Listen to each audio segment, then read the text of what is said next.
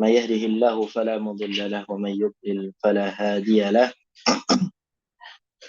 أشهد أن لا إله إلا الله وحده لا شريك له إله الأولين والآخرين، وأشهد أن محمدا عبده ورسوله لا نبي ولا رسول بعده، أما بعد. Alhamdulillah, segala puji bagi Allah Rabbul Alamin, Rabb semesta alam. Segala nikmat yang Allah Azza wa Jalla limpahkan kepada kita semua. Hingga detik ini Allah Tabaraka wa Ta'ala masih mempertemukan kita kembali di majelis ilmu yang dengannya kita berharap dan meminta kepada Allah Subhanahu wa Ta'ala selalu untuk diberikan pemahaman terhadap ilmu syariat dengan pemahaman yang benar, dan meminta kepada Allah Subhanahu wa Ta'ala untuk dimudahkan di dalam beramal dengan ilmu tersebut. Salawat serta salam semoga selalu tercurahkan dan terlimpahkan kepada junjungan besar Nabi kita Muhammad sallallahu alaihi wasallam, para sahabat dan keluarga beliau ila yaumiddin. Baik jemaah sekalian dirahmati Allah Azza wa Jalla, di pertemuan yang lalu walillahil hamdu wal minnah kita sudah menyelesaikan beberapa pasal yang berkaitan dengan hal-hal yang menyimpang dari akidah yang benar, dimulai dari kesyirikan, kemudian kekufuran, sampai pembahasan tentang nifak itu sendiri yang menjadi pembahasan akhir kita di kitab Tauhid jilid yang ketiga ini. Maka di pertemuan kali ini insyaallah tabaraka wa ta'ala dengan izin Allah kita akan masuk ke pasal yang kelima, di mana di pasal yang kelima ini kita akan membahas tentang hakikat jahiliyah, kefasikan, kesesatan, dan riddah. Bismillah azza wa jalla.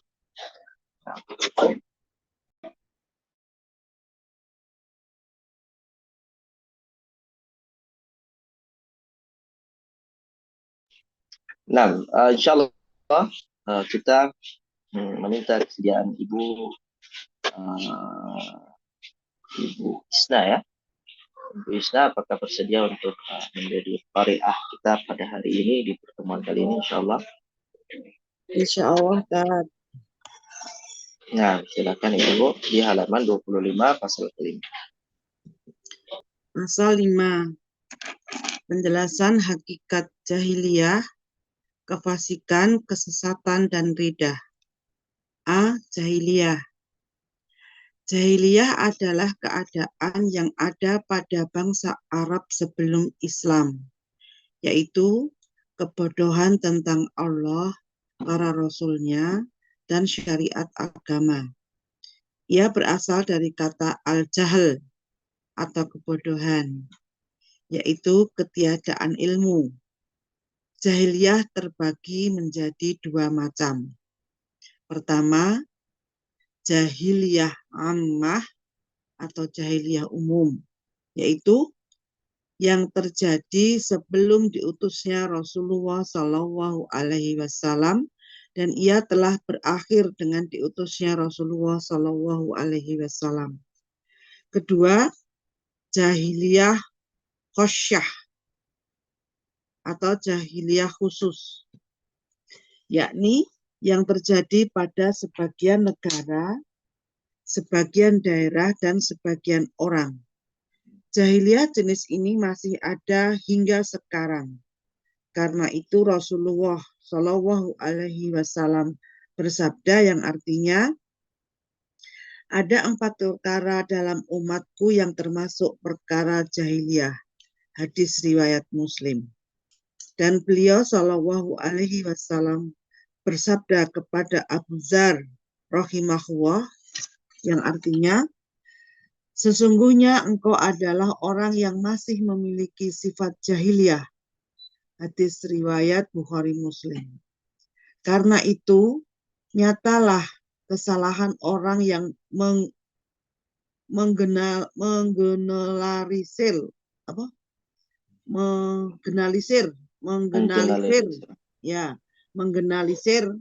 jahiliyah pada zaman sekarang hingga mengatakan jahiliyah pada abad ini atau yang semisalnya. Yang benar adalah hendaknya dikatakan jahiliyah sebagian orang yang hidup di abad ini atau mayoritas yang hidup di abad ini. Adapun menggeneralisir jahiliyah, maka hal itu tidak benar dan tidak diperbolehkan. Sebab dengan diutusnya Nabi Shallallahu Alaihi Wasallam berarti jahiliyah secara umum itu telah hilang. Baik, di pembahasan yang pertama pada kesempatan kali ini adalah pembahasan tentang jahiliyah. Apa itu jahiliyah? Dikatakan bahwasanya jahiliyah itu adalah keadaan yang ada pada bangsa Arab sebelum Islam. Sehingga seluruh apapun kondisi yang ada pada bangsa Arab sebelum Islam datang itu disebut dengan jahiliyah. Apa itu jahiliyah? Yakni kebodohan tentang Allah, kebodohan pada para rasulnya, dan kebodohan akan syariat agama. Ya. Sehingga inilah yang menjadi arti dari jahiliyah. Jahiliyah itu adalah kebodohan tentang Allah, tentang Rasul, dan tentang syariat agama. Jahiliyah berasal dari kata al-jahlu, yaitu kebodohan. Maknanya adalah ketiadaan ilmu. Jahiliyah terbagi menjadi dua macam. Yang ada pertama adalah jahiliyah ammah, yaitu jahiliyah yang umum, dan yang kedua adalah jahiliyah yang khassah, yaitu jahiliyah yang khusus. Apa itu jahiliyah ammah? Dikatakan bahwa jahiliyah ammah atau jahiliyah umum itu adalah yang terjadi sebelum diutusnya Rasulullah Sallallahu Alaihi Wasallam dan ia telah berakhir dengan diutusnya Rasulullah. Ini adalah zaman di mana sebelum diutus baginda Nabi Muhammad Sallallahu Alaihi Wasallam dan berakhir dengan diutusnya Nabi. Ini jahiliyah ammah. Kemudian jahiliyah khassah atau jahiliyah khusus adalah kejahiliahan yang terjadi pada sebagian negara, sebagian daerah, dan sebagian orang. Jahiliyah jenis ini masih ada hingga sekarang. Berarti tidak terhenti dengan diutusnya baginda Nabi Muhammad Sallallahu Alaihi Wasallam. Karena itu Rasulullah Sallallahu Alaihi Wasallam bersabda, "Arba'un fi ummati min amril jahiliyah." Ada 4 perkara dari umatku yang termasuk perkara jahiliyah. Disebutkan oleh baginda Nabi Sallallahu Alaihi Wasallam dalam hadisnya, dalam riwayat Imam Muslim, di antaranya adalah perkara an-niyah, ya, meratapi atau mengkabungi mayit. Dan beliau Sallallahu Alaihi Wasallam bersabda kepada Abu Dzar radhiyallahu taala anhu, Nabi berkata kepada Abu Dzar dengan perkataan yang menunjukkan bagaimana sebagian sifat jahiliyah itu masih ada pada diri Abu Dzar, padahal beliau adalah seorang sahabat dan beliau beriman kepada Nabi Shallallahu Alaihi Wasallam. Ya, Abu Dzar di sini di antara para sahabat yang mulia, yang tinggi kedudukan di sisi Nabi. Tapi bisa saja hal-hal yang seperti itu, ya, tidak menutup kemungkinan adanya salah satu sifat jahiliyah yang terdapat pada diri seseorang. Maka Nabi katakan, innaka mru'un fika jahiliyah. Sesungguhnya engkau adalah seseorang yang masih memiliki sifat jahiliyah. Sifat apa ini? Yaitu ketika Abu Dzar radhiyallahu taala anhu yang mencela seorang budak, dan celaan Abu Dzar kepada budak tersebut adalah dengan mencela ibunya sendiri, ya, mencela ibu dari budak tersebut. Didengar oleh Nabi Shallallahu Alaihi Wasallam dan Nabi tegur Abu Dzar, ya, dengan mengatakan ayyartahu bi ummi, ya, wahai Abu Dzar, apakah engkau mencela orang tersebut dengan menjelek-jelekkan ibunya? Baru Nabi katakan, innaka mru'un fika jahiliyah. Sesungguhnya engkau adalah orang yang masih memiliki sifat jahiliyah.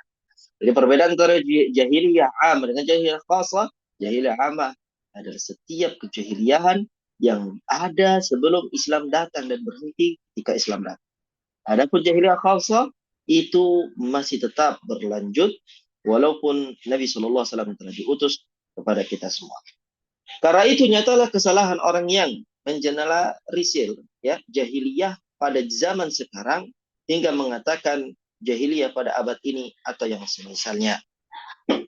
Yang benar adalah hendaknya dikatakan jahiliyah sebagian orang yang hidup di abad ini atau mayoritas yang hidup di abad ini. Ya. Benar adalah hendaknya dikatakan jahiliyah sebagian orang yang hidup di abad ini atau mayoritas yang hidup di abad ini.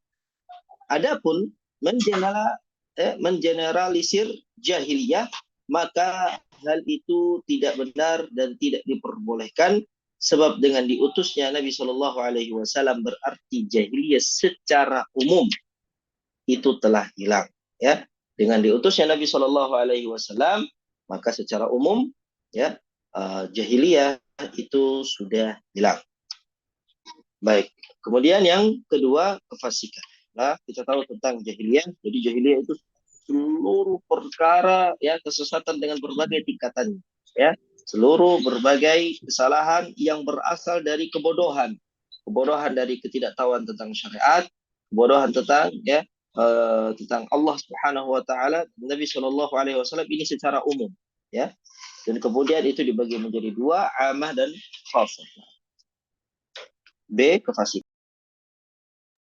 B. Kefasikan. Secara bahasa, kefasikan atau al-fisq atau al-fisq adalah al-huruj atau keluar. Sedangkan yang dimaksud kefasikan menurut syara adalah keluar dari ketaatan kepada Allah Subhanahu wa Ta'ala. Kefasikan ada dua macam. Pertama, kefasikan yang membuatnya keluar dari agama, yaitu kufur. Karena itu, orang kafir juga disebut orang fasik. Maka ketika menyebut iblis, Allah Subhanahu wa Ta'ala berfirman, A'udzubillahi minasyaitonirrajim, fafasaqo an amri rabbih. Artinya, maka ia berbuat fasik atau mendurhakai perintah Rabb-nya. Surat Al-Kahfi ayat 50. Kefasikan iblis di atas adalah kekufurannya. Allah Subhanahu wa Ta'ala berfirman, A'udzubillahi minasyaitonirrajim, wa ammal ladzina fasaqu fama wahu munnar. Dan adapun orang-orang fasik, maka tempat mereka adalah neraka. Surat As-Sajdah ayat 20.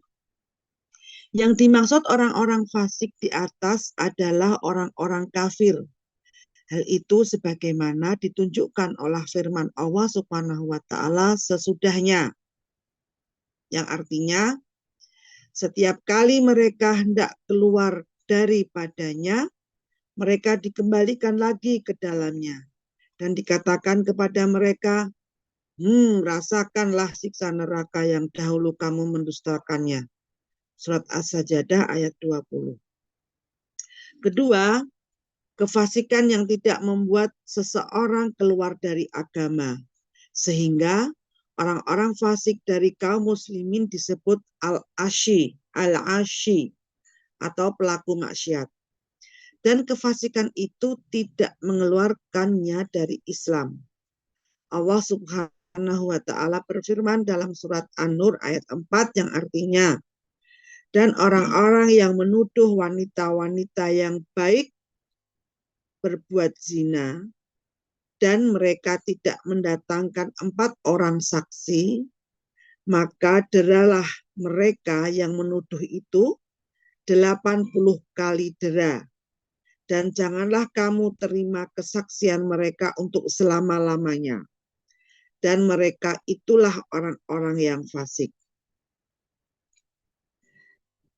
Juga di surat Al-Baqarah ayat 197 yang artinya, barang siapa menetapkan niatnya dalam bulan itu akan mengerjakan haji, maka tidak boleh mengucapkan ucapan-ucapan kotor, berbuat fasik, dan berbantah-bantahan di dalam masa mengerjakan haji.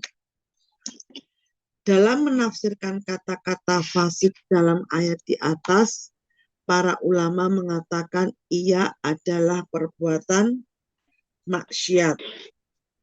Nah, jadi kesimpulannya kefasikan itu adalah kemaksiatan. Dikatakan secara bahasa fasik. Kefasikan itu adalah al-fisqu, ya, adalah al-khuruj. Katakan al-khuruj, keluar. Jadi secara bahasa al-fisqu ay al-khuruj. Kefasikan itu adalah keluar. Sedangkan yang dimaksud dengan kefasikan secara syariat adalah keluar dari ketaatan kepada Allah Subhanahu wa taala. Kalau jahiliyah itu bodoh, kefasikan al-khuruj an ta'atillah, keluar dari ketaatan kepada Allah Subhanahu wa taala. Ini kefasikan. Dan kefasikan itu terbagi menjadi dua macam. Yang pertama adalah kefasikan yang membuatnya keluar dari agama. Itu kekufuran, ya. Jadi kefasikan ini umum, dari yang mengeluarkan dari agama sampai yang tidak mengeluarkan dari agama. Mengeluarkan dari agama adalah kekufuran. Karena itu orang kafir juga disebut dengan orang fasik di dalam Al-Qur'an, ya. Allah Subhanahu wa taala menyebut orang-orang kafirin dengan istilah orang-orang fasik. Maka itu ketika Allah Subhanahu wa taala menyebut iblis, Allah berfirman, "Fafasaqa an amri rabbih." Maka ia berbuat fasik, ya, mendurhakai, dia keluar dari perintah Rabb. Ya, ketika mensifati tentang iblis. Kefasikan iblis di atas adalah kekufuran. Dimaksud ketika iblis itu adalah, ya, makhluk yang fasik, maka dikatakan iblis itu adalah makhluk yang keluar dari ketaatan Allah dan secara terperinci dia telah kafir kepada Allah Subhanahu wa taala. Allah kemudian berfirman juga dalam surat As-Sajdah ayat 20, wa ammal ladzina fasaqu fama'wahumun nar. Adapun orang-orang yang fasik, maka tempat mereka adalah di neraka. Yang fasik tempatnya di neraka. Ya. Ini adalah kefasikan yang mengeluarkan dari Islam. Kemudian dimaksud dengan orang-orang fasik di atas adalah orang-orang yang kafir. Hal itu sebagaimana ditujukan oleh firman Allah Subhanahu wa taala sesudahnya, kullama aradu an yakhruju minha u'idu fiha wa qila lahum dzuqu 'adzaban nar alladzi kuntum bihi tukadzibun. Setiap kali mereka hendak keluar dari neraka, orang-orang kafir itu hendak keluar dari neraka, maka mereka selalu dikembalikan lagi ke dalam neraka dan dikatakan kepada mereka, dzuqu 'adzaban nar. Rasakanlah siksa neraka yang dahulu kalian dustakan. Baik, ini kefasikan yang pertama, yaitu kefasikan yang mengeluarkan dari Islam. Yang kedua adalah kefasikan yang tidak membuat seseorang keluar dari Islam. Ya, sehingga orang-orang fasik dari kaum muslimin disebut dengan al-asi, ya, pelaku maksiat. Dan kefasikan itu tidak mengeluarkannya dari Islam. Allah Subhanahu wa taala berfirman, "Walladzina yarmuna al-muhsanati thumma lam ya'tu bi arba'ati syuhada fajliduhum 80 jaldah wa la taqbalu lahum syahadatan abada wa ulaika humul fasiqun." Di sini Allah menyebut orang yang melakukan, ya, tuduhan serampangan kepada wanita mukminah yang baik-baik dengan tuduhan zina, mereka adalah orang-orang yang fasik. Tapi kefasikan di sini tidak mengeluarkan mereka dari Islam. Beda dengan kefasikan orang-orang kafir yang disebut di bagian yang pertama.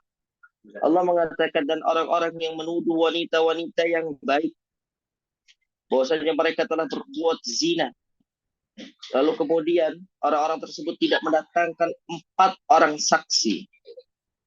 Maka, ya, cambuklah mereka yang menuduh itu 80 kali cambukan. Wala taqbalu lahum syahadatan abada, dan janganlah kalian terima kesaksian mereka untuk selama-lamanya. Wa ulaika humul fasiqun, dan mereka itu adalah orang-orang yang fasik. Sehingga di sini Allah Subhanahu wa taala berbicara tentang, ya, hukuman bagi orang yang tidak dapat menjaga lisan.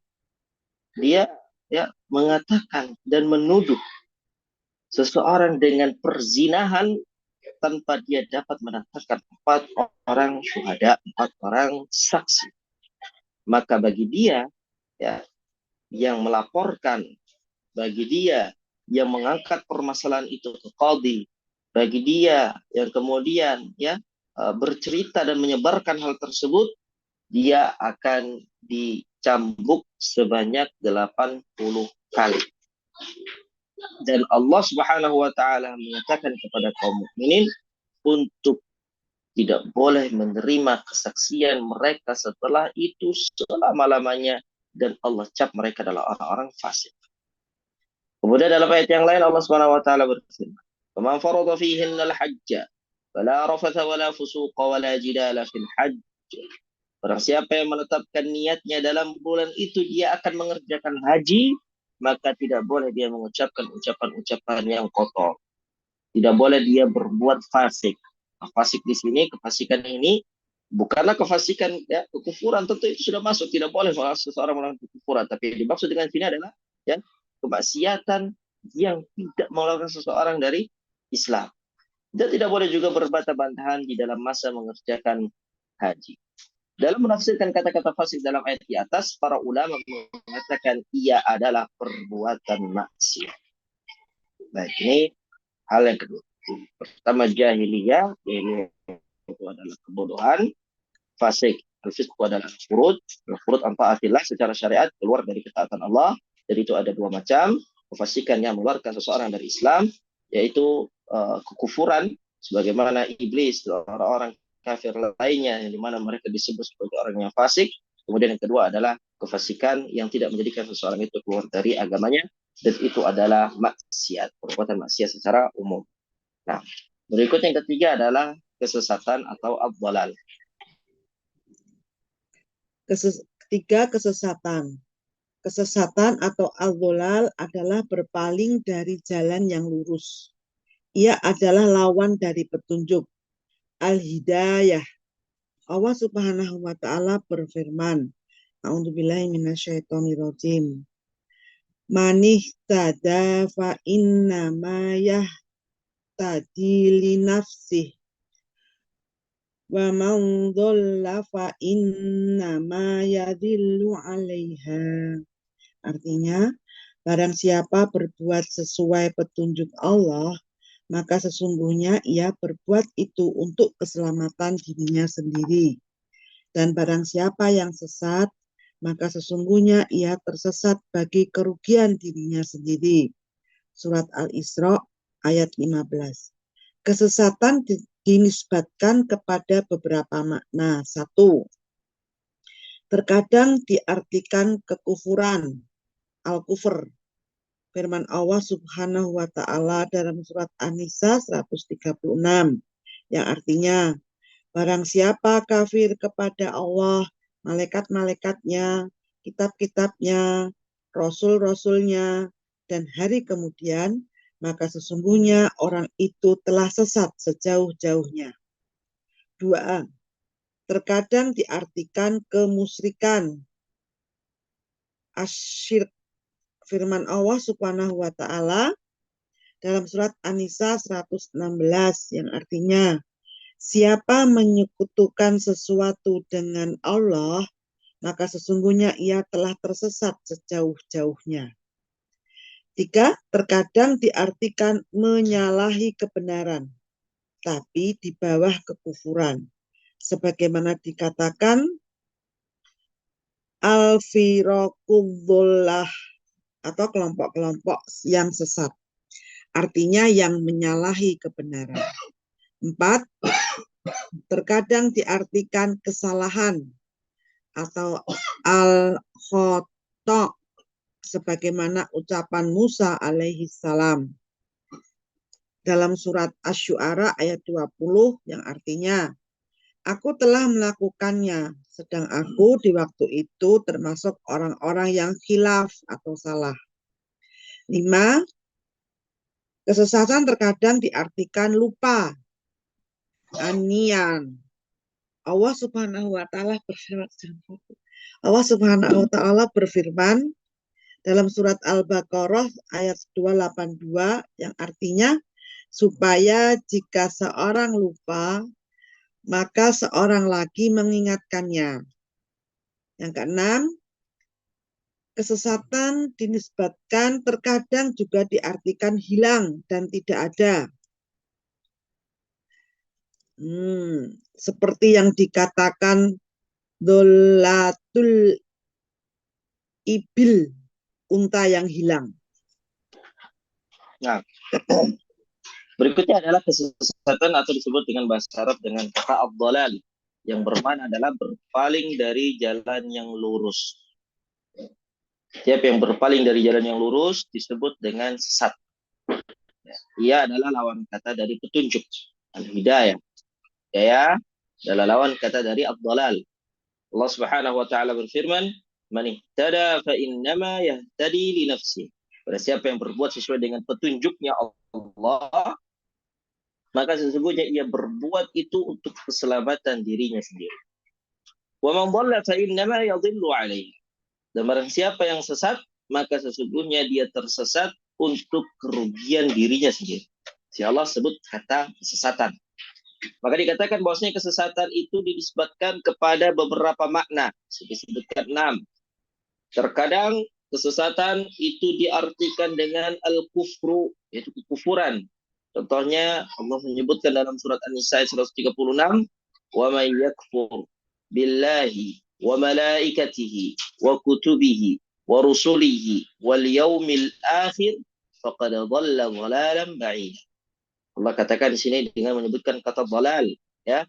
Barang siapa yang kafir kepada Allah, malaikat-malaikatnya, kitab-kitabnya, rasul-rasulnya, dan hari kemudian hari akhir, maka sesungguhnya orang itu telah sesat dengan sejauh-jauhnya. Sesatan yang sangat jauh. Baik. Ini kata sesat yang Allah gunakan dan Allah tempatkan pada makna kekufuran. Nah, terkadang Allah gunakan kata sesat ini, dhalal ini, yang kemudian diartikan atau pada tempat ke asyirku, yaitu kemusyrikan.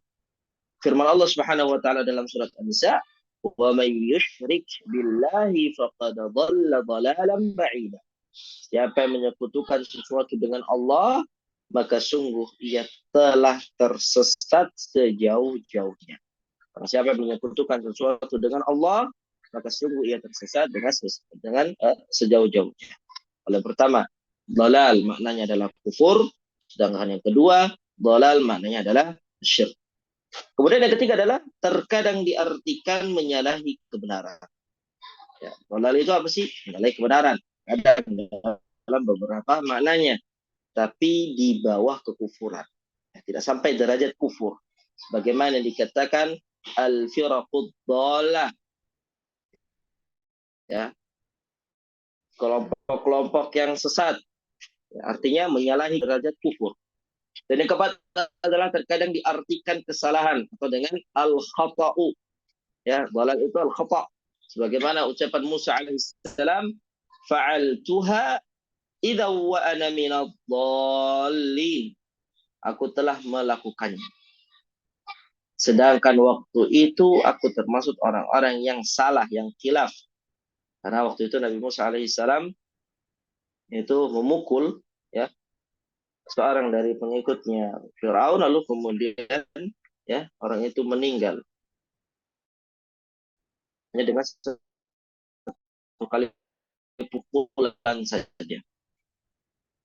Baik, kemudian yang kelima terkadang maknanya adalah anisyan. Allah Subhanahu wa taala berfirman, "An tadilla ihdahuma fatudzakkira ihdahumal ukhra." Supaya jika seseorang lupa, maka seorang lagi bisa mengingatkannya. Maknanya apa? Seorang yang kemudian berhutang, dia disyariatkan untuk mendatangkan dua orang saksi. Kalau seandainya yang pertama lupa, maka yang kedua bisa mengingatkan. Dan yang keenam, terkadang kesesatan itu diartikan hilang dan tidak ada, ya, yaitu ad-dhaya wal ghaibatu. Dhaya itu hilang, ghaibah itu tidak ada. Seperti dikatakan dhalatul ibli, yang artinya adalah unta yang hilang. Jadi di sini ada 6 makna dari kata kesesatan, yaitu kekufuran, kesyirikan, menyalahi kebenaran, kesalahan, lupa, hilang dan tidak ada. Baik. Itu berkaitan dengan kesesatan. Lanjut di pembahasan riddah.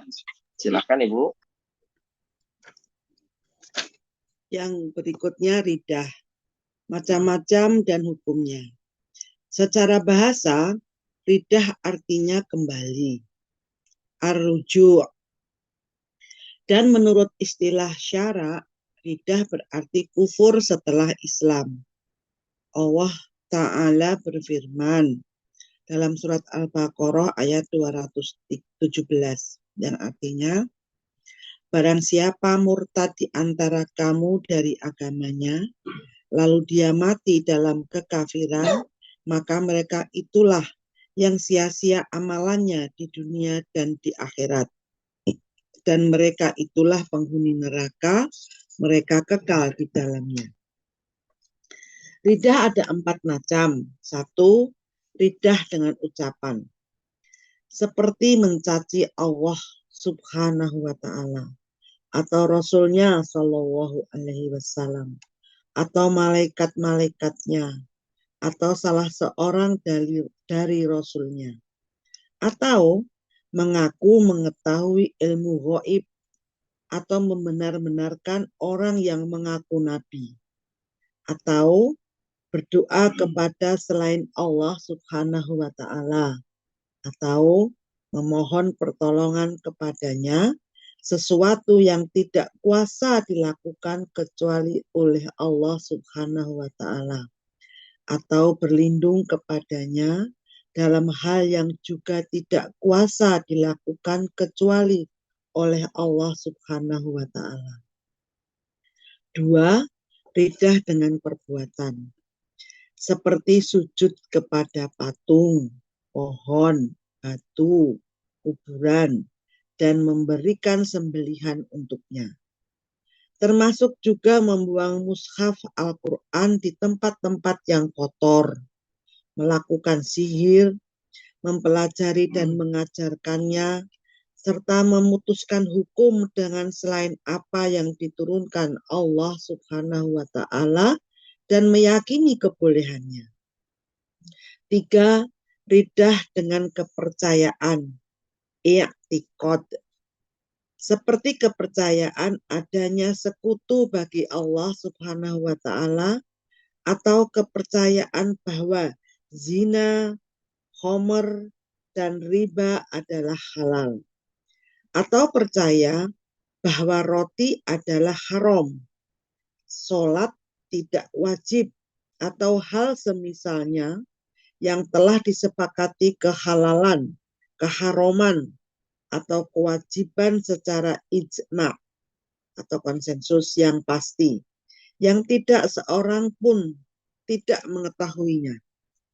4, riddah dengan keraguan tentang sesuatu sebagaimana yang disebutkan di atas, seperti ragu tentang diharamkannya syirik, atau diharamkannya zina atau khamr, atau ragu tentang halalnya roti, atau ragu terhadap risalah Nabi Muhammad Sallallahu Alaihi Wasallam, atau risalah nabi-nabi selainnya, atau ragu tentang kebenarannya, ragu tentang agama Islam, atau ragu tentang kesesuaiannya, atau ragu tentang agama Islam, atau ragu tentang kesesuaiannya dengan zaman sekarang. Baik, silakan dilanjut lagi Ibu. Konsekuensi hukum setelah terjadinya riddah. Konsekuensi hukum setelah terjadinya riddah. 1, yang bersangkutan diminta untuk bertaubat. Jika bertaubat dan kembali kepada Islam dalam masa 3 hari, maka taubatnya diterima, kemudian ia dibiarkan atau tidak dibunuh. 2, jika ia tidak mau bertaubat, maka ia wajib dibunuh. Berdasarkan sabda Nabi Shallallahu Alaihi Wasallam yang artinya barang siapa mengganti agamanya atau murtad, maka bunuhlah dia. Hadis riwayat Bukhari dan Abu Daud. 3, dilarang membelanjakan hartanya di saat ia dalam masa diminta untuk bertaubat. Jika ia masuk Islam kembali, maka harta itu miliknya. Jika tidak, maka harta itu menjadi rampasan fa'i baitul mal. Sejak ia dibunuh atau mati karena riddah. Pendapat lain mengatakan begitu ia jelas-jelas murtad, maka hartanya dibelanjakan untuk kemaslahatan umat Islam. 4. Terputusnya hak waris mewarisi antara dirinya dengan keluarga dekatnya.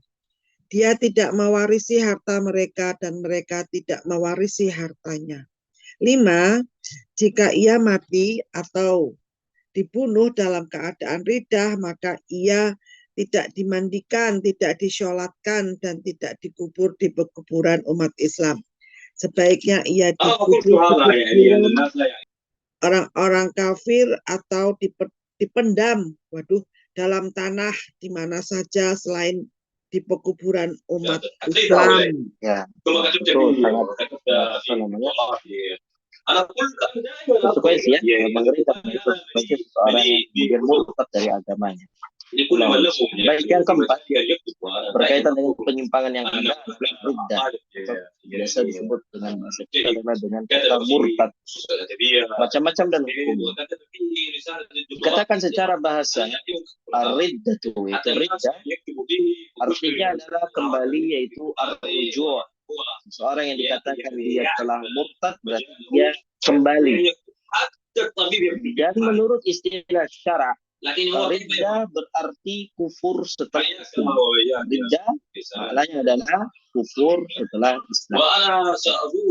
Allah Subhanahu wa taala berfirman, "Wa man yartadid minkum 'an dinihi fayamut wa huwa kafir fa ulaika habitat a'maluhum fid dunya wal akhirah wa ulaika ashabun nari hum fiha khalidun." Dalam surat Al-Baqarah ayat 217, Allah Subhanahu wa taala berfirman, barang siapa yang murtad di antara kalian dari agamanya lalu dia mati dalam keadaan kafir, dia murtad lalu kemudian dia mati dalam keadaan kafir, maka mereka itulah orang-orang yang sia-sia amalannya di dunia dan di akhirat, dan mereka itulah penghuni neraka, mereka kekal di dalam. Ayat jelas Allah Subhanahu wa taala menghukumi siapapun yang murtad dari Islam, maka apapun ibadah yang dia lakukan, amalan solehnya itu akan sia-sia di hadapan Allah Subhanahu wa taala. Dan mereka itu divonis oleh Allah sebagai penghuni neraka, dan mereka akan kekal di dalam neraka, wal'iyadzubillah. Lalu kemudian riddah dikatakan oleh Syekh Salih di sini dengan 4 macam. Riddah itu ada 4. Riddah dengan ucapan, riddah dengan perbuatan, riddah dengan kepercayaan, riddah dengan keraguan. Ya, ucapan itu dengan lisan, perbuatan dengan anggota badan, i'tiqad, kepercayaan ada dalam hati, dan keraguan itu pun ada di dalam hati. Jadi yang pertama, riddah dengan ucapan. Apa yang menjadikan seseorang itu keluar dari Islam? Dengan ucapannya. Seperti misalnya mencaci Allah Subhanahu wa taala atau Rasul, menghina Allah, menghina Rasul, ini adalah masuk dalam perkara riddah yang dapat mengeluarkan seseorang dari Islam. Kemudian malaikat-malaikatnya, mencela malaikat-malaikat, mencela Jibril, mencela malaikat penjaga neraka, mencela salah seorang malaikat dari malaikat-malaikat Allah, ini termasuk dalam riddah dengan ucapan. Atau salah seorang dari Rasulnya, menghina Rasul, menghina Nabi Ibrahim, menghina Nabi Musa, menghina Nabi Isa, ini semua adalah riddah. Atau mengaku mengetahui ilmu gaib, ya, mengaku mengetahui ilmu gaib. Sehingga di sini dikatakan bahwasanya orang yang mengaku bahwasanya dia tahu ilmu gaib ini adalah riddah, karena ini adalah kekhususan Allah Subhanahu wa taala. masuk ke dalamnya ini ya, dukun dan yang lain sebagainya. Atau membenarkan orang-orang yang mengaku ya sebagai nabi. Ada orang yang mengaku sebagai nabi dan dia membenarkan, berarti dia ini adalah orang yang murtad dengan ucapannya. Ya.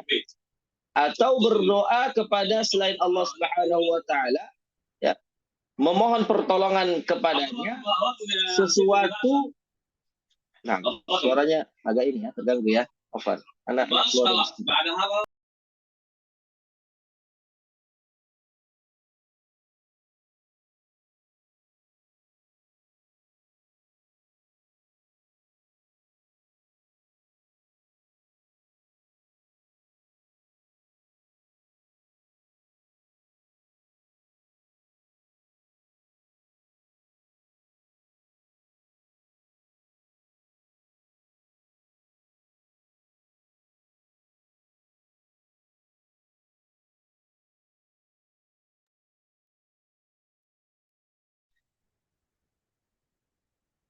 Oh, bismillah. Nah, Afwan tadi tercampur suaranya. Baik, tadi sampai pembahasan tentang riddah. Riddah maknanya adalah kembali secara bahasa dan secara syariat. Riddah itu adalah kufur setelah Islam. Dalilnya tadi sudah kita bacakan, barang siapa yang murtad dari agamanya, lalu kemudian dia mati, maka Allah Subhanahu wa taala akan mengharamkan atasnya surga, dia pasti akan masuk ke dalam neraka dan amalannya akan sia-sia, ya, dan dia akan kekal di dalam neraka waliyadzubillah. Dan riddah bagiannya menjadi 4, yaitu riddah dengan ucapan, riddah dengan perbuatan, riddah dengan i'tiqad keyakinan, dan berikut yang keempat adalah riddah dengan keraguan. Riddah dengan ucapan, bagaimana tiga-tiga disebutkan, mencaci Allah, mencaci Rasulullah, mencaci malaikat, ya, mencaci para rasul, misalnya. Kemudian mengaku mengetahui ilmu gaib, ya, dukun, membenarkan orang yang mengaku nabi, berdoa kepada selain Allah, memohon pertolongan kepadanya, sesuatu yang tidak kuasa dilakukan kecuali hanya oleh Allah Subhanahu wa taala, atau berlindung kepada dalam hal yang juga tidak kuasa dilakukan kecuali oleh Allah Subhanahu wa taala. Nah, ini berarti riddah dengan ucapan. Kemudian yang kedua adalah riddah dengan perbuatan. Ya, seperti sujud kepada patung, sujud kepada pohon, sujud kepada batu, sujud kepada kuburan, ya, memberikan sembelihan untuk, ya, sembahan selain Allah, ya, patung, batu, kuburan, pohon. Termasuk juga membuang mushaf Al-Quran di tempat-tempat yang kotor, melakukan sihir, mempelajari dan mengajarkannya, serta memutuskan hukum dengan selain apa yang diturunkan Allah Subhanahu wa taala dan meyakini kebolehannya. Ya. Dan yang ketiga adalah riddah dengan kepercayaan, i'tiqad, seperti kepercayaan adanya sekutu bagi Allah, kepercayaan bahwa zina, khamar, riba adalah halal. Ya. Jadi ini dia telah menghalalkan sesuatu yang Allah Subhanahu wa taala haramkan. Atau percaya bahwa roti adalah haram, ya. Walaupun dia makan roti, tapi kalau misalnya dia mengharamkan roti, ya, maka itu adalah riddah dengan i'tiqad, kepercayaan. Karena itu ada sesuatu yang Allah halalkan, dia katakan haram, berarti dia menentang aturannya Allah Subhanahu wa taala. Kemudian dia meyakini bahwasanya salat itu tidak wajib. Walaupun dia melakukan salat, walaupun dia, ya, melaksanakan sholat dengan sebaik-baiknya, tapi kalau misalnya dia meyakini bahwasanya sholat itu tidak wajib, maka semua sholatnya, amal ibadahnya tidak diterima di sisi Allah dan dia murtad.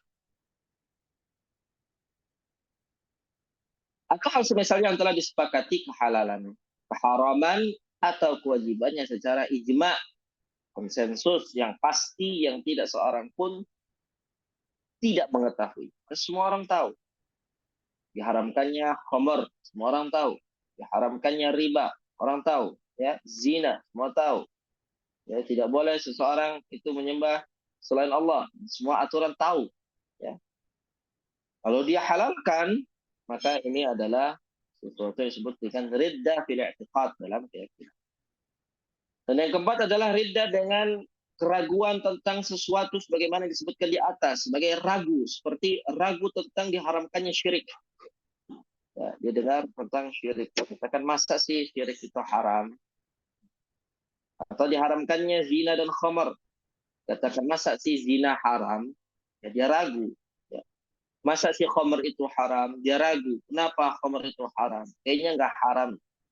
Raguan inilah yang menyebabkan dia bisa murtad dari Islam.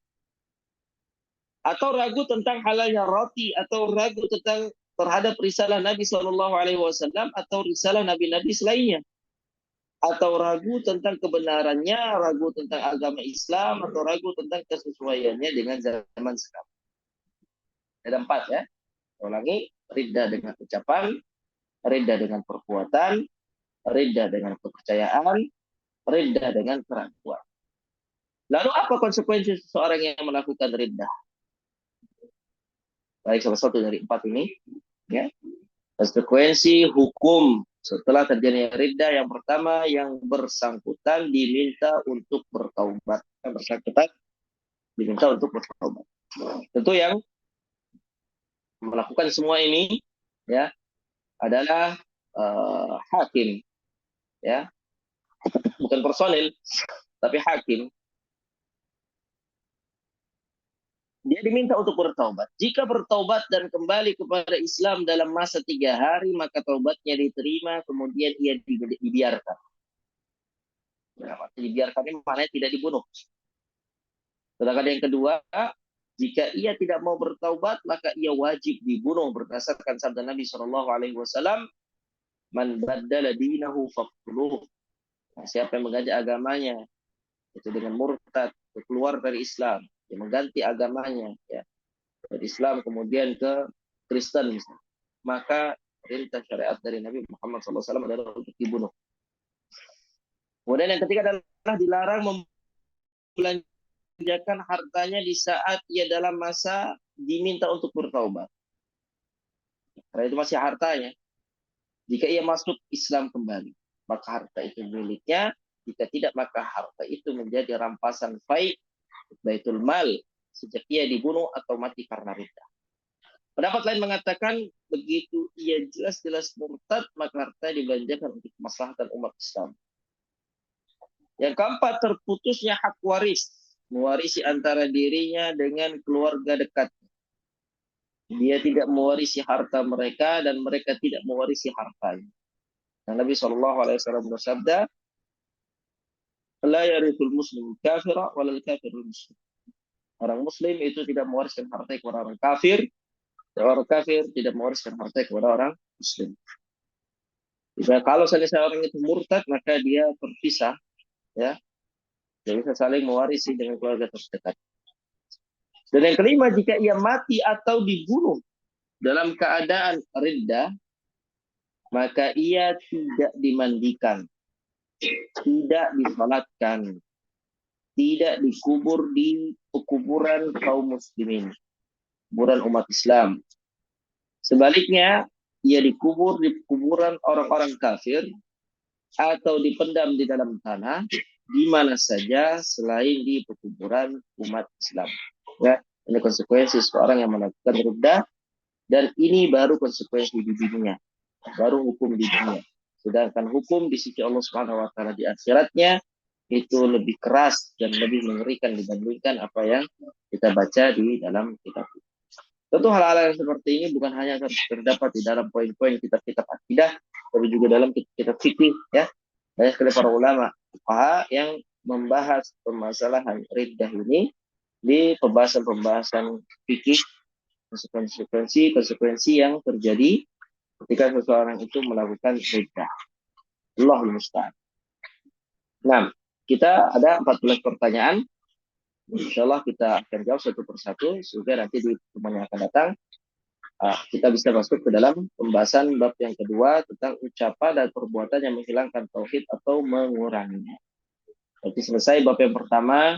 Di bab yang pertama ini ya kita membahas tentang kesyirikan, ya kita membahas tentang kekufuran, ya kita juga membahas tentang nifak, ya di mana nifak ada dua, nifak besar, nifak kecil. Lalu kemudian hal-hal yang berkaitan dengan kesesatan secara umum, ya ada jahiliyah, ada kefasikan, ada dolal, dan ada riddah. 4 poin yang ada di pasal yang kelima. Baik. Di pertanyaan nomor pertama, nanti bisa dimulai dari Ibu Ista terlebih dahulu. Dibantu di jawab nomor satu. Nomor 1, pada dasarnya apa yang ada pada Bani Adam, tauhid atau syirik? Jawabannya tauhid. Tunjukkanlah dengan dalil. Dalilnya dari Al-Quran surat Ar-Rum ayat 30. Kemudian dari hadis riwayat Bukhari Muslim dan Abu Hurairah. Gitukah Ustaz? Iya benar. Nah, itu adalah dalil bahwasanya seorang manusia itu dilahirkan dalam keadaan fitrah, suci, bersih, ya, bertauhid, jauh dari kesyirikan. Lalu kemudian menjadikan dia melakukan kesyirikan itu adalah lingkungan dan orang tua. Nah, Ustaz Afwan, sebelum pertanyaan kedua, boleh bertanya dulu kah? yang silakan Ibu. Saya mau bertanya, Ustadz, tadi di halaman 28 mengenai Afwan bukan 28, di 30 Ustadz, memutuskan Nah, hukum dengan selain apa yang diturunkan Allah dan meyakini kebolehannya terkait dengan realita dalam kehidupan kita. Di sini kan yang kita pahamin bahwa sudah tersebar, artinya sudah dipahamin. Kita di sini pemahamannya kan adalah sekularisme, memisahkan gitu loh Ustaz. Jadi setiap pemelaksanaannya itu kan, ini kan hukumnya tidak bisa seperti itu. Nah, yang orang meyakini demikian ini hukumnya bagaimana Ustaz? hukumnya ya masuk dalam ini, maka dikatakan ya apa namanya meyakini kebolehan, kebolehan diputuskannya hukum selain hukum Allah Subhanahu wa taala. Sekuler itu jelas adalah pemikiran kufur, pemikiran ya mengeluarkan seseorang dari Islam. Dan tidak akan pernah bisa berkumpul antara Islam dan kekufuran. Ya, dalam bentuk apapun, dalam hati seorang Muslim tidak akan mungkin berkumpul antara Islam dengan kekufuran. Kalau sudah dalam hatinya masuk sedikit saja kekufuran, maka kekufuran itu akan mendominasi dan merusak keimanan Islam seorang siapapun itu. Dan tentunya ini adalah bentuk pertentangan kepada Allah Subhanahu wa taala. Kita sebagai seorang muslim itu sudah dibekali oleh Allah dengan Al-Qur'an dan sunnah bimbingan Nabi Shallallahu alaihi wasallam dari hadis-hadisnya. Maka apa yang ada dalam Al-Qur'an dan sunnah itulah hukum yang Allah Subhanahu wa taala inginkan kita untuk berhukum dengannya. Kalau seandainya ada hukum yang lain yang bertentangan ya dengan hukum yang Allah Subhanahu wa taala turunkan, maka seorang muslim ya ini di dalam hatinya tidak boleh meyakini oh hal itu adalah boleh dan biasa-biasa saja, nggak boleh. Ya, dia harus meyakini dalam hatinya ini kesalahan, ini keharaman, dan ini kekufuran. Jadi ya tidak bisa dia hanya santai-santai dan kemudian dia meyakini bahwasanya hal itu adalah hal yang dibolehkan. Ya. Dan tentunya dalam permasalahan ini banyak sekali yang tergelincir.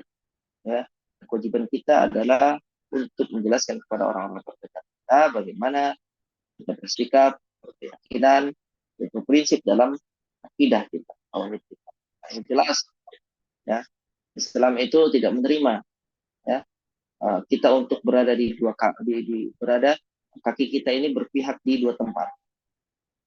Mau dengan Islam maka seluruhnya harus kafir, harus sempurna.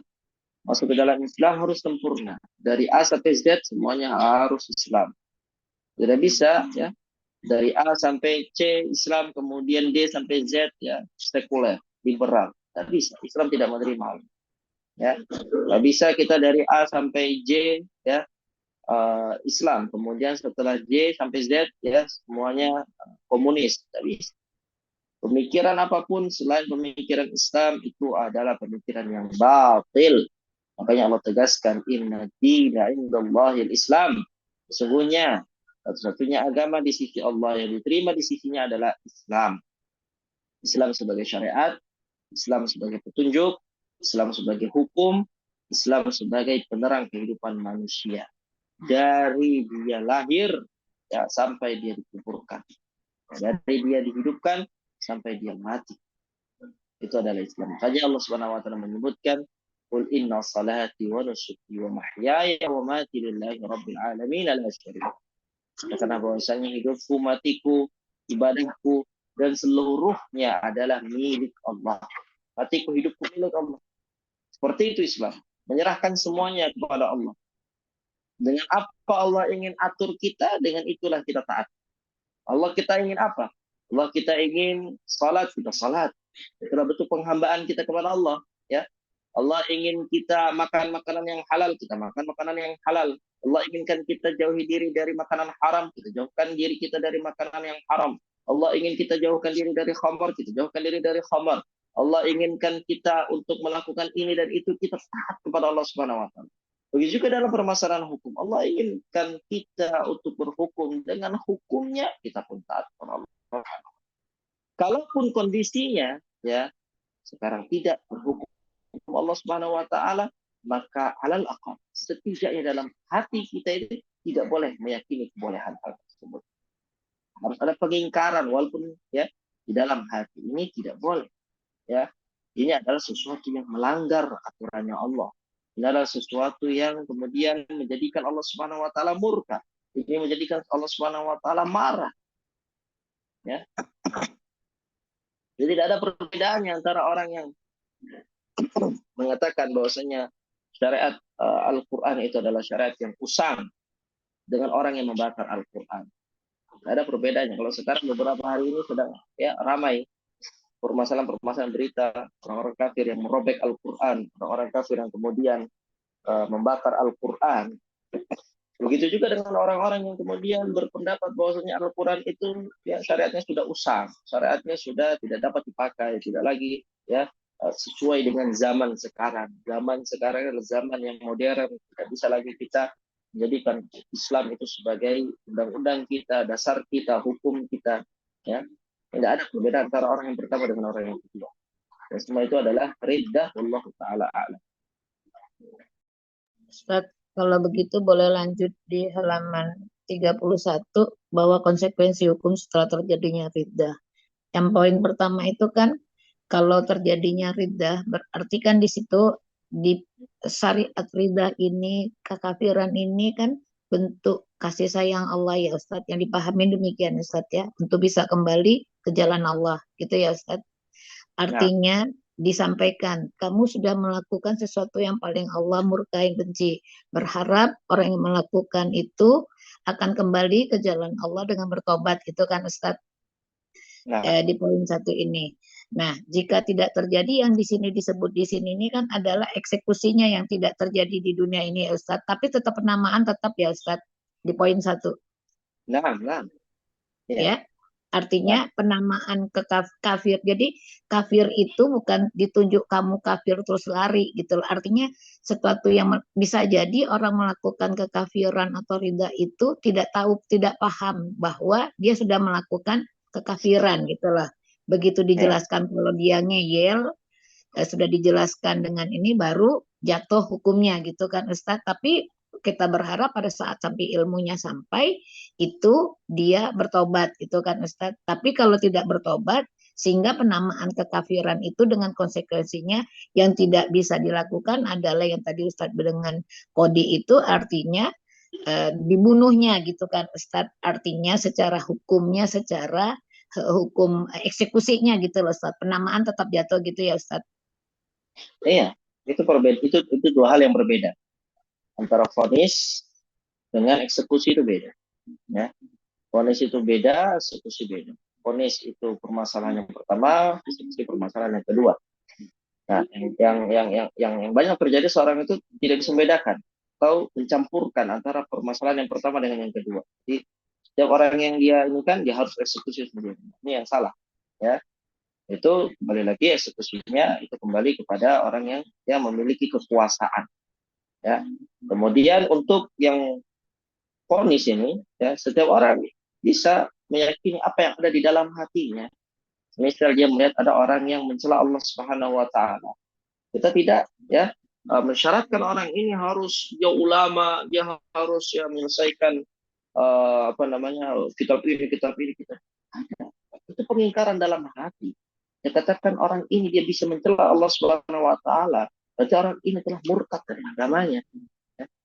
Itu adalah apa namanya pengingkaran dalam hatinya, dan bahkan itu dia bisa melihat bahwasanya itu adalah sesuatu yang salah. Ini fitrah dari tauhid itu sendiri. Ya, tauhid itu, ya, dia akan, ya, mengingkari setiap apapun yang menyelisihi perkara-perkara tauhid. Nah, jadi adanya istitabah dalam pembahasan fikih, istitabah itu diminta dia untuk bertaubat terlebih dahulu. Ini menunjukkan bahwasanya ada orang yang dia melakukan hal-hal yang riddah tanpa dia sadar. Ya, ada orang-orang yang melakukan keriddahan tanpa dia sadar.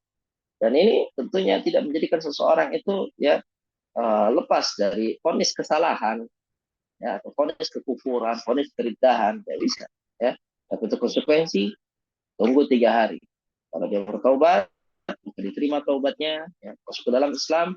Tapi kalau tidak, maka syariatnya secara fikih itu adalah dihukum dengan dibunuh. Ustaz, jazakallah khair, barakallah fiik. Amin.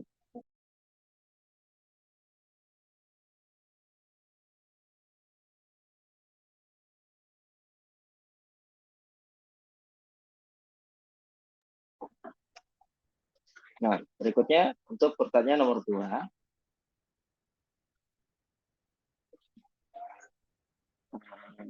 Ibu Al-Qadsa. Ustaz, untuk nomor 2, apa suaranya gak bisa, Ustaz? Apa sebab perubahan agama yang benar kepada agama yang sesat? Dan kapan perubahan itu terjadi pada Bani Adam serta apa sebabnya?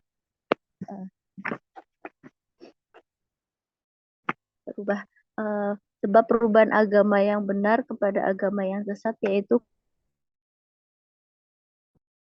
karena adanya syirik. Karena syirik unsur luar yang menyusup kepada fitrah tersebut. Dan pertama kali terjadi pada Bani Adam itu terjadi pada kaum Nabi Nuh, karena mereka menyembah. Terjadinya syirik itu pada kaum Nabi Nuh, Ustaz. Mereka karena mereka menyembah patung-patung. Lalu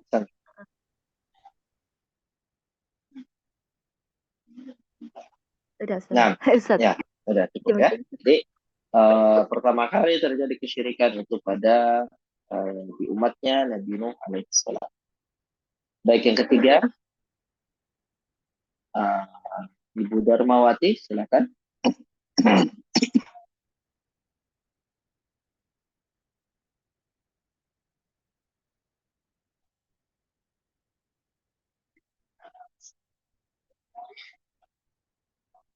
Silakan Ibu Darmawati.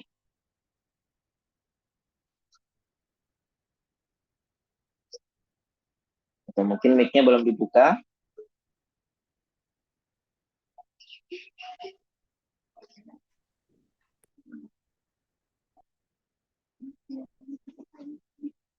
Belum ada jawaban, ya. Halo, Bu Ati. Nah, sebelum bisa. Ya, sudah. Ya, sudah.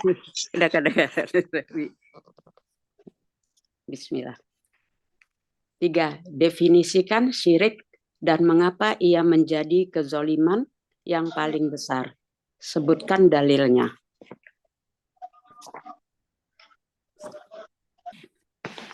Definisi syirik.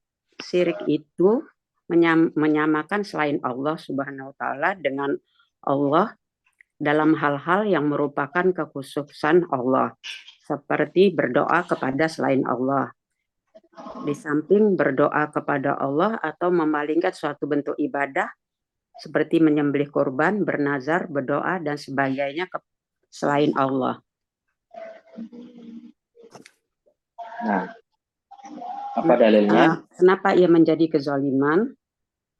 Karena barang siapa menyembah selain Allah berarti ia meletakkan ibadah tidak pada tempatnya dan memberikan kepada yang tidak berhak. Itu kezaliman yang paling besar. Dalilnya, dalilnya banyak Ustaz. Dalilnya Al-Quran, Luqman ayat 13, ya.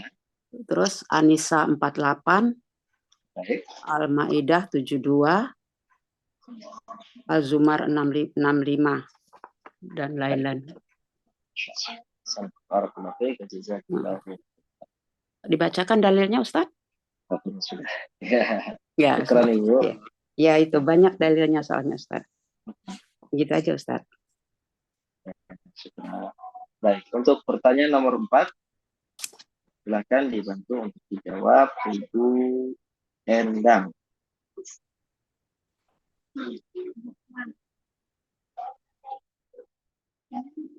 Ustaz, 4, sebutkan jenis-jenis syirik dengan definisi masing-masing, berikut dalilnya. Jenis-jenis syirik, ada syirik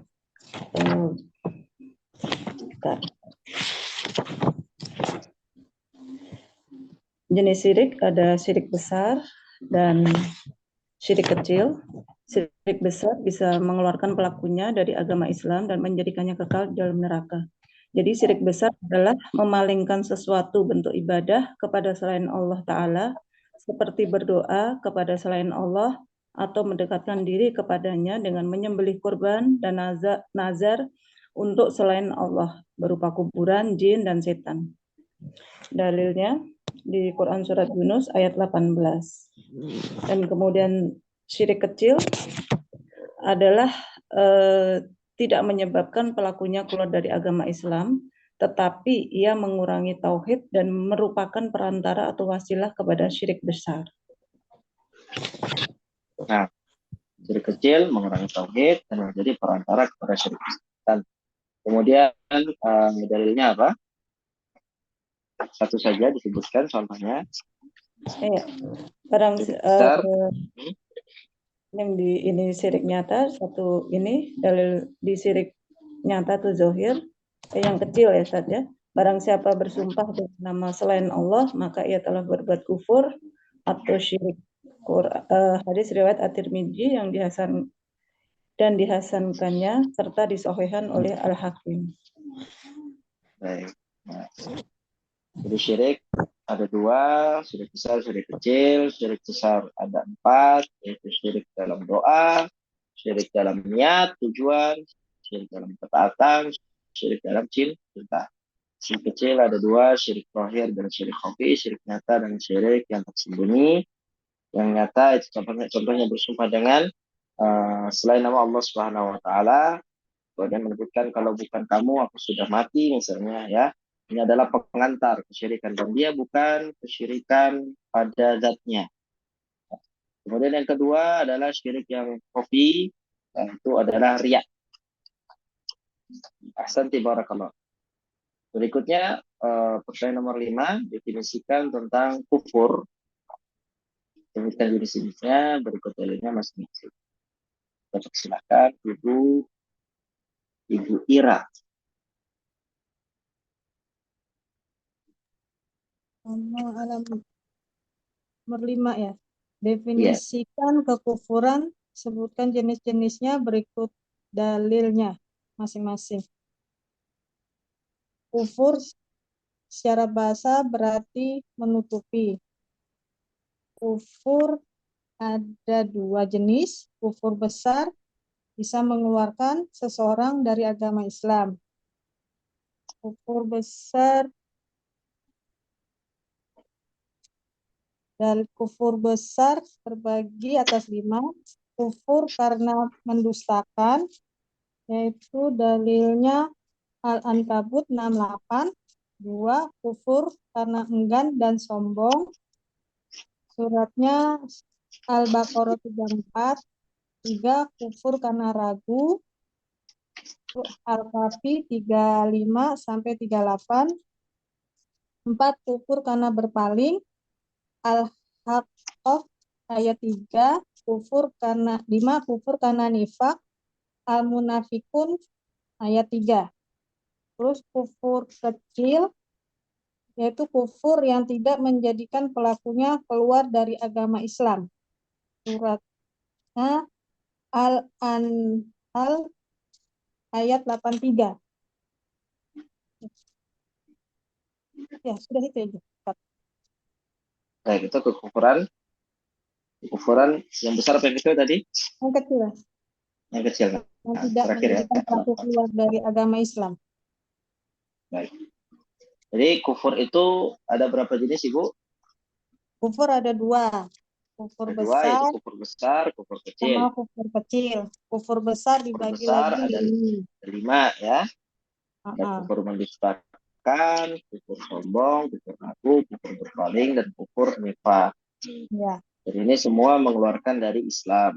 Kufur kecil tidak itu mengeluarkan tidak dari Islam, seperti kufur nikmat, yang misalnya istri yang mengingkari nikmat dari suaminya, kebaikan suami, ini kufur kecil ya, tidak mengkafirkan tidak mengeluarkan dari Islam, tapi disebut dalam bahasa syariat dengan istilah kufur.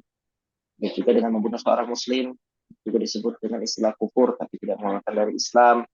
Ya, bersumpah dengan nama selain Allah, kemudian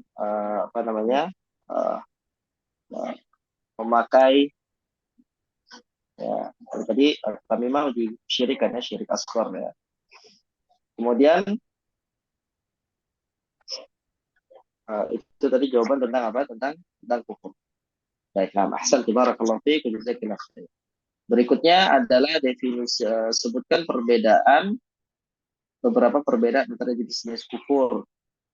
Perbedaan antara kufur besar dan kufur kecil. Ini ada di halaman 20 ya. Silakan dibantu untuk dijawab Ibu Ita, Paramita. Baik, Ustaz. Sebutkan beberapa perbedaan antara jenis-jenis kufur. Kesimpulan perbedaan antara kufur besar dengan kufur kecil yaitu 1. Kufur besar mengeluarkan pelakunya dari agama Islam dan menghapuskan pahala amalnya, sedang kufur kecil tidak menjadikan pelakunya keluar dari agama Islam. Juga tidak menghapuskan pahala amalnya, tetapi bisa mengurangi pahalanya sesuai dengan kadar kekufuran kecilnya tersebut. Dan pelakunya tetap mendapat ancaman dosa. 2. Kufur besar menjadikan pelakunya kekal di dalam neraka, sedang kufur kecil, jika pelakunya masuk neraka, maka ia tidak kekal di dalamnya. Dan bisa saja Allah SWT memberikan ampunan kepada pelakunya, sehingga ia tidak masuk neraka sama sekali. Nomor 3, kufur besar menjadikan darah dan harta pelakunya halal, sedangkan kufur kecil tidak demikian. Nomor 4, kufur besar mengharuskan adanya permusuhan yang sesungguhnya antara pelakunya dengan orang-orang mukmin. Orang-orang mukmin tidak boleh mencintai dan setia kepadanya, betapapun ia adalah keluarga terdekat. Adapun kufur kecil, maka ia tidak melarang secara mutlak adanya kesetiaan, tapi pelakunya dicintai dan diberi kesetiaan sesuai dengan kadar keimanannya dan dibenci serta dimusuhi sesuai dengan kadar kemaksiatannya. Nah, masyaallah. Berikutnya nomor 7, definisikan nifak dan sebutkan jenis-jenisnya dengan dalilnya masing-masing. Sebentar untuk dibantu dijawab Bu Juliba. Itu nifak dan jenis-jenisnya.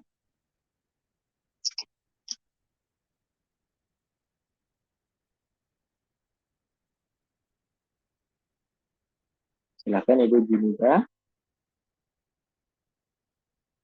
Afwan Ustadz, tadi tidak terdengar suaranya Ustadz. Oh ya, nah. Silakan dibantu dijawab. Nomor 7 ya Ustadz. Iya, betul. Bismillah. Definisikan nifak dan sebutkan jenis-jenisnya dengan dalilnya masing-masing.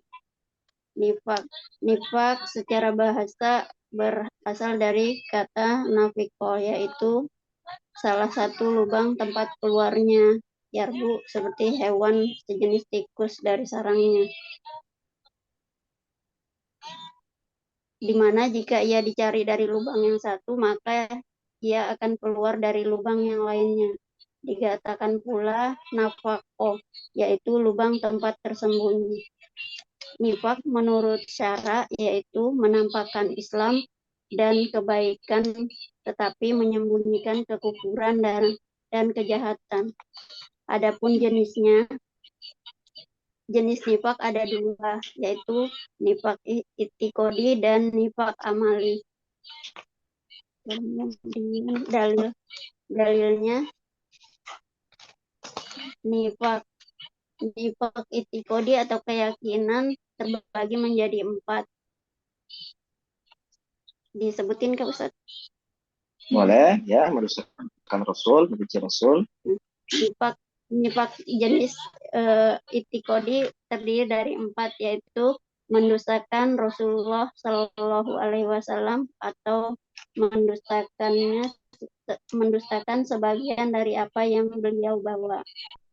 2, membenci Rasulullah Shallallahu Alaihi Wasallam atau membenci sebagian apa yang beliau bawa. 3, merasa gembira dengan kemunduran agama Rasulullah Shallallahu Alaihi Wasallam. 4, tidak senang dengan kemenangan agama Rasulullah Shallallahu Alaihi Wasallam. Nifak amali atau perbuatan yaitu melakukan sesuatu yang merupakan perbuatan orang-orang munafik, tetapi masih tetap ada iman di dalam hatinya. Nifak jenis ini tidak mengeluarkan dari agama, tetapi merupakan wasilah kepada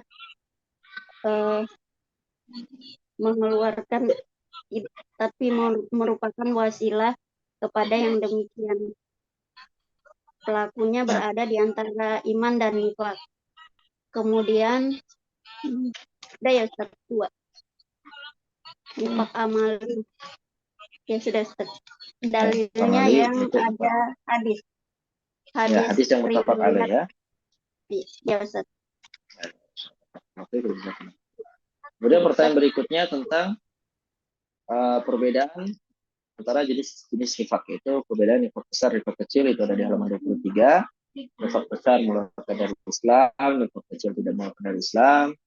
Nifak besar ya itu ada dalam batin, dalam hal keyakinan, sedangkan nifak kecil itu ada dalam yang lahir ya, yang nampak dalam perbuatan, bukan dalam keyakinan. Nifak besar itu tidak terjadi pada seorang mukmin.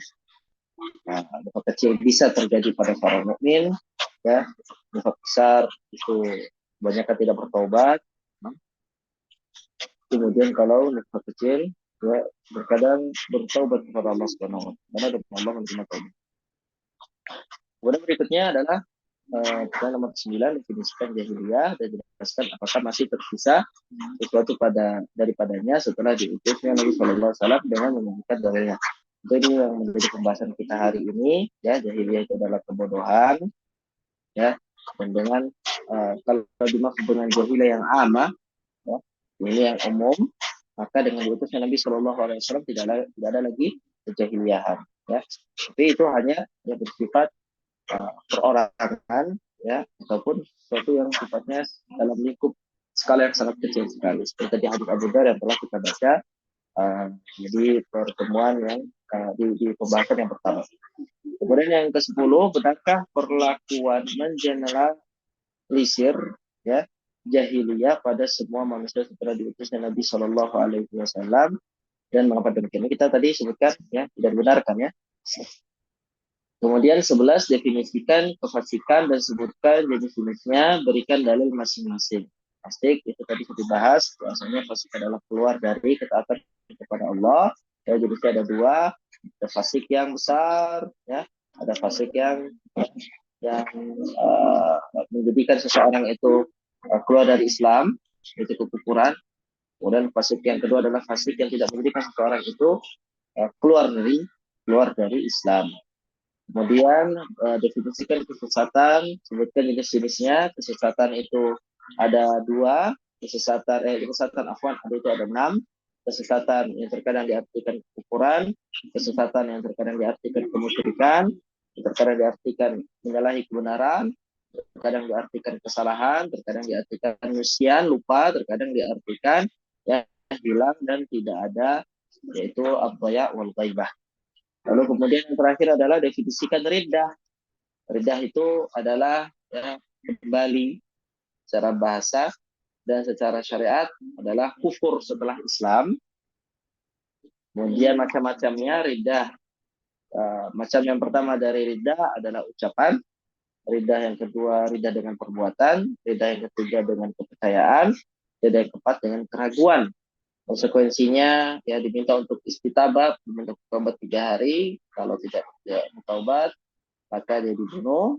Ya, kemudian harta yang menjadi baik kaum muslimin di Baitul Mal, terputusnya hak waris. Dan kalau misalnya dia meninggal, maka tidak dimandikan, tidak disalatkan, dikubur di kuburan kaum muslimin. Ini tentang hukum-hukum dari murtad. Walillahi alhamdu wal minnah. Dengan ini kita sudah menyelesaikan soal latihan bab 1 di kitab Tauhid jilid yang ketiga. Semoga Allah Subhanahu wa taala dengan ilmu yang telah kita bacakan ini, ilmu yang telah kita pelajari menambah keimanan, ketakwaan, khasyah, khauf kita, raja kita, mahabbah kita padanya bismillah azza wajal. Dan insyaallah dari pertemuan yang akan datang kita akan masuk ke bab yang kedua, tentang ucapan dan perbuatan yang menghilangkan tauhid secara keseluruhan ataupun menguranginya. Nah, ini tentu ada sebut-sebutnya ya dengan perkara-perkara yang kita bahasakan dengan kata syirik atau kufur itu sendiri. Wala'iyadzubillah. Mungkin itu yang dapat Anda sampaikan pada kesempatan kali ini. Tafi bihada wa sallallahu ala Muhammadin wa ala alihi wa sahbihi wa sallam. Barakallahu fikum wa sallallahu ilaihi. Baik, jazakumullah khair wa barakallahu fikum pada jemaah yang telah membacakan materi dan juga menjawab soal-soal latihan. Dan juga kepada Al-Ustaz Abu Ayyub, jazakallahu khair wa barakallahu fiik wa ahsanallahu ilaik atas keluangan waktu, ilmu dan nasihat yang telah disampaikan. Semoga Al-Ustaz dan keluarga serta kita semua selalu berada dalam lindungan Allah Ta'ala. Dan juga semoga Allah Ta'ala menjadikan kita semua termasuk hambanya yang masuk ke dalam surga Firdaus tanpa hisab dan tanpa azab. Amin ya rabbal alamin. Baik, kita tutup majelis ini dengan membaca doa kafaratul majelis. Subhanakallahumma wa bihamdika asyhadu an la ilaha illa anta astaghfiruka wa atubu ilaik. Wassalamualaikum warahmatullahi wabarakatuh.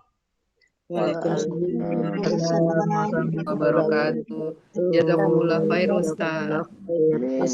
Jazakumullah khair Abu Arkan.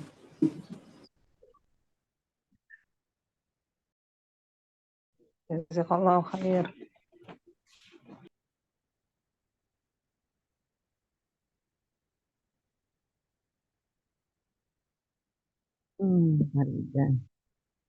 Farida hadir. Mesti nggak bisa keluar, nggak bisa tampil ke adik. Mandi ke adik mengeluarkan